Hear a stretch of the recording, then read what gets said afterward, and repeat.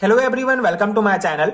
आज हम इस वीडियो में sp3d2 संकरण के बारे में डिटेल में डिस्कस करेंगे। इसके द्वारा SF6 मॉलिक्यूल का फॉर्मेशन किस प्रकार होता है उसको समझेंगे। बहुत इंपॉर्टेंट कॉन्सेप्ट है 11th 12th and BSc level के एग्जाम्स के लिए। उस अकॉर्डिंग मैंने आपको ये नोट्स प्रोवाइड किया है जो डेफिनेटली आपके एग्जाम प्रिपरेशन के लिए बहुत हेल्पफुल होगा।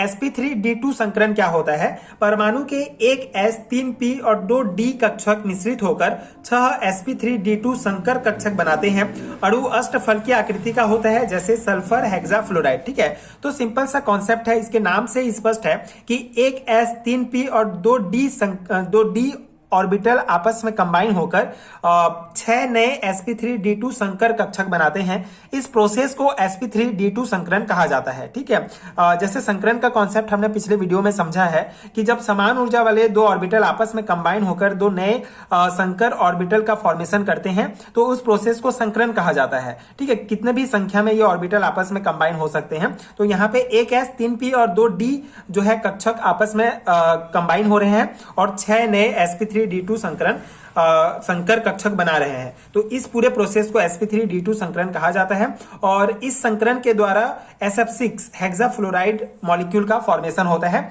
जिसको हम डिटेल में डिस्कस करेंगे। इसकी आकृति क्या होती है? ये अष्टफल की आकृति होती है। मतलब sp3d2 संकरण के द्वारा जितने भी मॉलिक्यूल का फॉर्मेशन होगा उन सभी की जो आकृति होगी, उन सभी का जो स्ट्रक्चर होगा वो अष्टफलकीय आकृति होगा। ठीक है, ऑक्टाहेड्रल स्ट्रक्चर होगा। तो यहाँ पे SF6 मॉलिक्यूल कैसे बनता है? सल्फर के संयोजकता कोष में 2 S तथा 4 P इलेक्ट्रॉन होते हैं। ठीक है, जो वैलेंस सेल होगा सल्फर का उसमें 2 S और 4 P इलेक्ट्रॉन होंगे। इसका D कक्षक उपस्थित रहते हुए भी रिक्त रहता है। S इलेक्ट्रॉन युग्म में से एक इलेक्ट्रॉन और P इलेक्ट्रॉन युग्म में से एक इलेक्ट्रॉन उत्तेजित होकर D कक्षकों में अलग अलग जाते हैं। यह 6 युग्मित इलेक्ट्रॉन संकलित होकर 6 sp3d2 नए ऑर्बिटल बनाते हैं जो फ्लोरीन इलेक्ट्रॉन के साथ बंध बनाते हैं।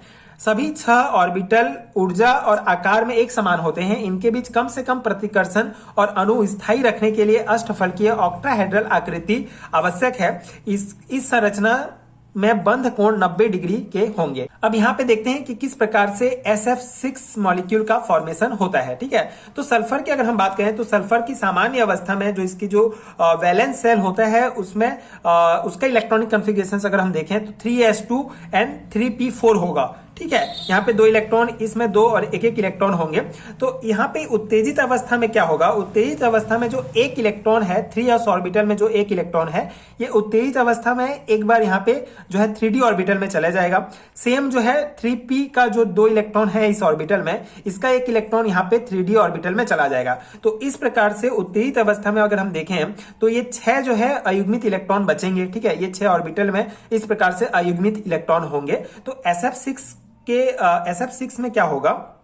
जो हमारा सल्फर का ये इलेक्ट्रॉनिक कॉन्फ़िगरेशन है। सल्फर की उत्तेजित अवस्था में 6 अयुग्मित इलेक्ट्रॉन है। तो फ्लोरीन के जो फ्लोरीन एटम है उसके 6 इलेक्ट्रॉन, ठीक है, फ्लोरीन एटम के 6 इलेक्ट्रॉन इस प्रकार से इनके साथ जाके बंध बना लेंगे। ठीक है, ये जो 6 अयुग्मित सल्फर के इलेक्ट्रॉन है उनके साथ फ्लोरीन के 6 इलेक्ट्रॉन ये बंध बना लेंगे और इस प्रकार से sp3d3 संकरण के द्वारा SF3 मॉलिक्यूल का फॉर्मेशन हो जाएगा। तो ये बेसिक कॉन्सेप्ट है। ठीक है, यही इसी प्रकार से कोई भी मॉलिक्यूल बनता है sp3d3 संकरण के द्वारा। ठीक है, तो ये हो गया SF3 मॉलिक्यूल का फॉर्मेशन। इसकी स्ट्रक्चर की अगर हम बात करें तो इनके बीच जो होगा, ये जो एटम होंगे, ठीक है, इस मॉलिक्यूल में जो एटम होंगे उनके बीच कम से कम प्रतिकर्षण हो और जो मॉलिक्यूल बना है वो स्थायी हो, उसके लिए अष्टफलकीय ऑक्टाहेड्रल स्ट्रक्चर होना बहुत इंपॉर्टेंट है, तभी ये स्थायी रह पाएगा और इनके बीच 90 डिग्री का कोण बनता है। तो यहाँ पे हम देखते हैं कि किस प्रकार से इसका स्ट्रक्चर होगा, अष्टफलकीय स्ट्रक्चर SF6 अणु में sp3d3 संकरण तथा अष्टफलकीय ज्यामिति। तो इस प्रकार से ये स्ट्रक्चर होता है। आप बेसिक इसको बना सकते हैं। ठीक है, ये 3D स्ट्रक्चर है। नॉर्मली अगर इसको बनाएंगे तो भी चल जाएगा। ठीक है, तो ये है, 2-3 बार प्रैक्टिस करेंगे तो इजीली आप बना सकते हैं। यहाँ पे आप देख सकते हैं एक सल्फर के साथ जो है 6 जो है फ्लोरीन के एटम जुड़े हुए हैं किसके द्वारा, sp3d2 संकरण के द्वारा, और इस प्रकार के अष्टफलकीय ज्यामितीय स्ट्रक्चर बनाते हैं। तो ये है sp3d2 संकरण का पूरा कॉन्सेप्ट। आई होप आपको समझ में आ गया होगा। एनी नोट्स आपके एग्जाम प्रिपरेशन के लिए हेल्पफुल रहा होगा। इसको आप डायरेक्ट अपने थ्योरी एग्जाम्स में लिख सकते हैं। एंड इसके अलावा अगर आपको कंप्लीट हैंडरिटन नोट चाहिए बीएससी एंड एमएससी लेवल के थ्योरी एग्जाम्स के लिए, तो उसका लिंक आपको नीचे डिस्क्रिप्शन बॉक्स में पिन कमेंट में मिलेगा। अगर आपको वहां नोट्स लेने में कोई परेशानी हो रही है तो स्क्रीन पर दिख रहे नंबर पर आप मुझे व्हाट्सएप में डायरेक्ट कांटेक्ट कर सकते हैं, वहां भी आपको नोट्स प्रोवाइड हो जाएगा, जो डेफिनेटली आपके एग्जाम प्रिपरेशन के लिए बहुत हेल्पफुल होगा। एंड अगर वीडियो हेल्पफुल है तो आगे के वीडियोस देखने के लिए प्लीज चैनल के साथ जुड़े रहिए। Thank you so much for watching.